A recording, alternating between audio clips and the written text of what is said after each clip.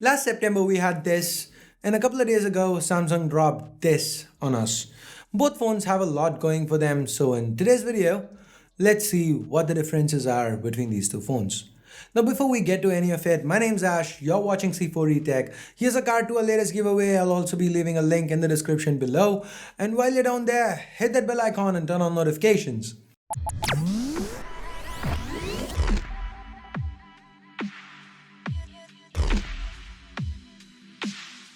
So first up, design. Both of them are glass sandwiches. The S9 Plus is the bigger phone, but it in turn does house a much larger display.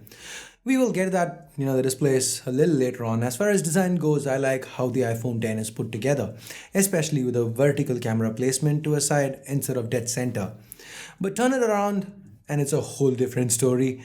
The S9 Plus sports a 6.2-inch Quad HD Plus display to the front, while the iPhone 10 sports a smaller 2436 by 1125 pixel display. Interestingly, both the phones use OLED technology for their displays, and both are absolutely gorgeous to look at.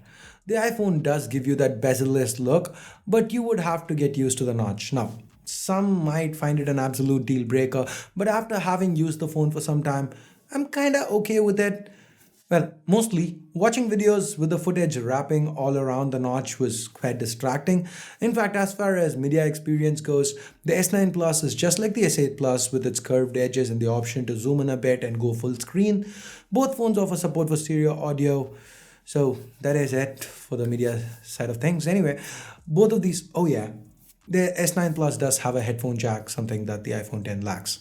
Now, both these phones are IP certified. The iPhone 10 has a 6.7 certification, while the S9 sports a higher 6.8 dust and water resistant certification.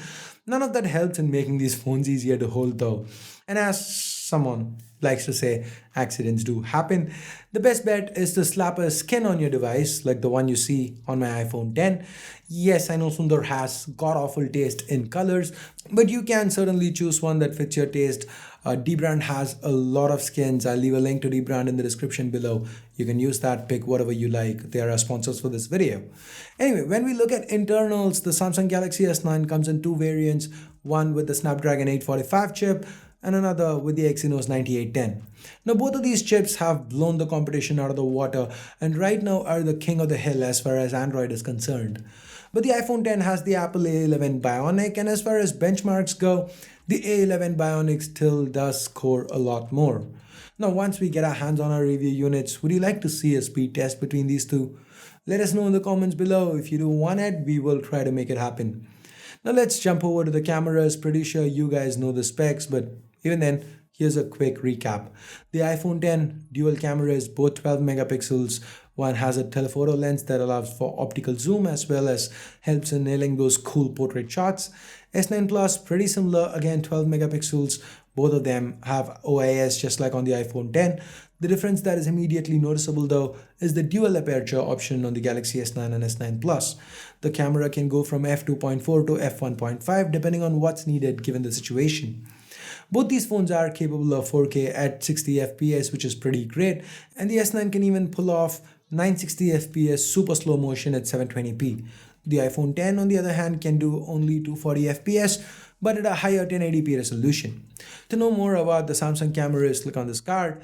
Finally, let's come to AI and AR features. Apple, of course, implemented the Face ID on the iPhone 10. Now, every Android OEM has rushed in with their own implementation, and it is no surprise that even Samsung has one. That said, Samsung also have their own much more secure iris scanner as well as the regular good old fingerprint scanner, so you get loads of choices. Then we've got Animojis. It was cool when Apple came out with it on the iPhone 10 utilizing the face scanner to create this. Samsung now offers AR emojis, which does pretty much all that, and on top of it also lets you create your own avatar by scanning your face. By the way, if you're really interested, Samsung even has some Disney characters you can use, including Mickey Mouse and the Incredibles. Now, here's the part where I usually talk software, but Android versus iOS, now that's a saga that I don't want to get into. You guys know the pros and cons already. One's super stable but closed, the other is not as consistent but open enough to do a lot more with. Now, if that is out of the way, It's time to wrap it up. So let's talk price. These are expensive phones, but then again, that's the price you pay for staying on the bleeding edge of tech. The iPhone 10 is gonna set you back a cool $999 for the base variant, while the S9 Plus retails for $820. If you're in India, we don't have a confirmed price, but we expect the S9 Plus to be priced around 65 to 70,000 rupees. The iPhone 10 comes in at 90,000 rupees. So with regards to pricing, no matter where you live, Samsung does have an advantage. So anyway, these are the differences between these two phones. We will have an in-depth comparison for you in a few weeks once we've spent more time with the Galaxy S9 Plus. So for now, which one would you get? What is your pick?